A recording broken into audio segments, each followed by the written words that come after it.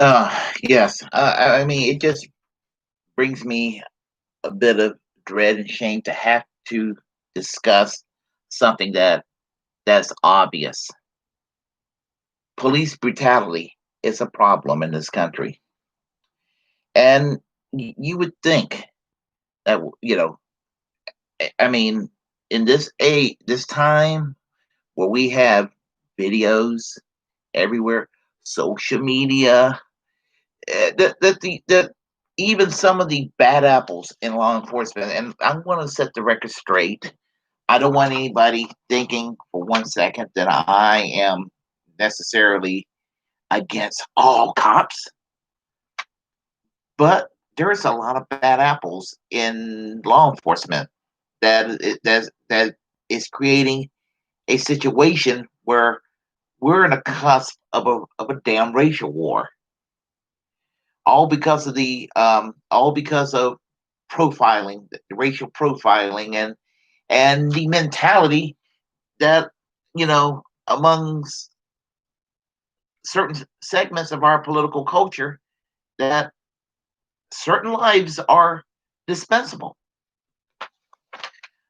Last Sunday, August 23rd, in Kenosha, Wisconsin, what I can tell without knowing a lot of details, that the police came to resolve an issue where Jacob Blake was involved, and there was kind of an altercation, and he walked away from the officers to get on into his SUV. And what did the cops do?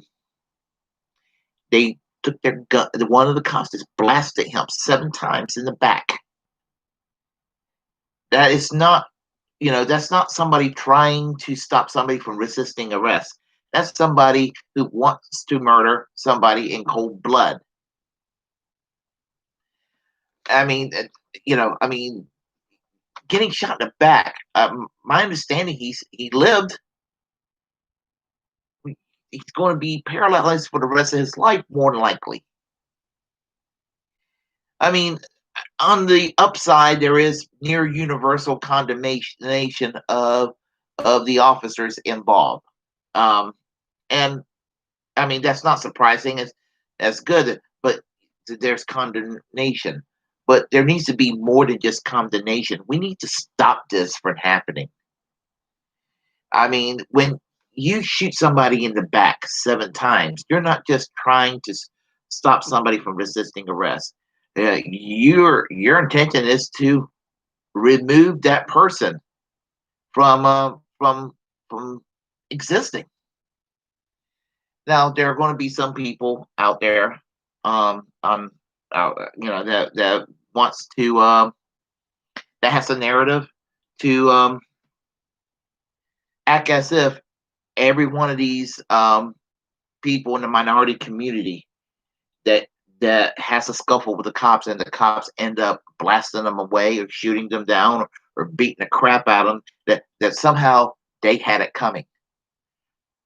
And I will be willing to accept the premise that Jacob Blake might not have been an angel or a model citizen, but you do not shoot somebody in the back 7 times. Not from what I saw on the video. Talk about excessive force is an understatement. And just is the whole idea of removing somebody from living. uh, I mean, I can't help but draw the conclusion, and I don't throw around the term racist lightly, but just you never hear about a white cop doing this to a white person the way you hear it within the African American community. And I just think that this is, to me, for all those that do not like Black Lives Matter and all the protests going on, we wouldn't be having these massive protests. We wouldn't even be having a Black Lives Matter as an organization slash movement if we had a law enforcement that was not hung up on a power trip to to basically target minorities, in particular African Americans, and have them, physically assaulted or shot at, either to the point that they're crippled or dead. And you just keep hearing this, and it's not going to be the last time this shit's going to happen. But it needs to stop. It needs to stop yesterday. I'm not trying to be self-righteous about this. I am a human rights advocate, and the whole idea of signaling out whole groups of people, you know, um, you know, for you know, cops pulling people over driving while black, basically. I mean, as a white person, have never. I mean, I've had some negative experiences with some cops over a um, a bumper situation, and I'm not going to tell you the city it happened in, but and it wasn't my fault, and I wasn't given a citation for it, but the other person whose fault it was got away with it, and it was so blatant, and these two white cops were such assholes. I mean, but I mean, so someone like me, and my situation is very, very trivial compared to someone like Jacob Blake, or someone like George Floyd, or back in the early 1990s, Rodney King. And I remember when Rodney King took place, the beating that, and it was on camera, and there were people out there that was like, that they would tell you that they didn't justify it, but we go around faulting all cops for this, that is going to be create a situation, and so they were almost justifying. They were almost justifying the police brutality episode that happened with Rodney King. And we remember what happened in 1992 when the courts ruled in favor of the cops.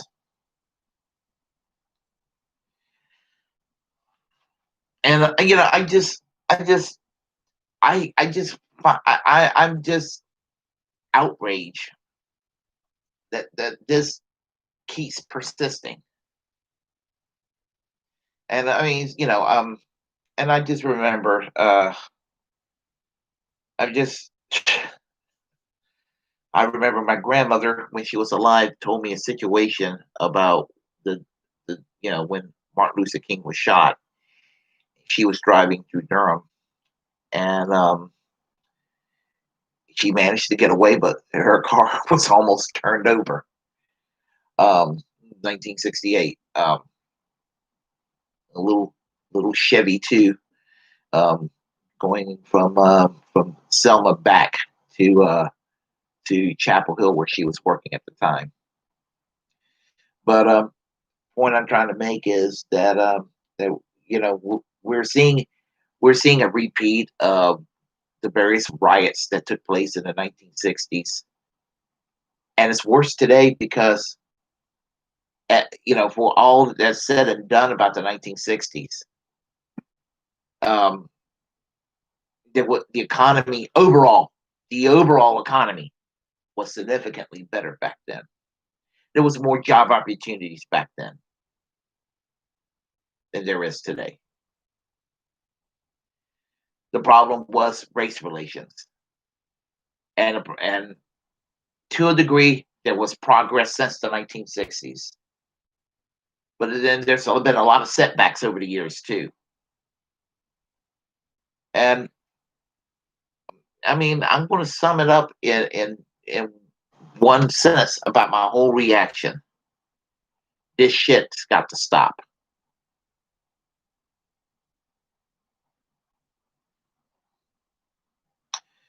There you go. If you like what you heard, press like or dislike. If you hate it, comment either way. Share the content, subscribe, and as a First Amendment absolutist, it's my duty to say, if you have a platform, utilize it because we're the muckrakers of our time. And until next time, peace and Bernie Sanders for president in the year 2024. And no, I wasn't kidding when I said that.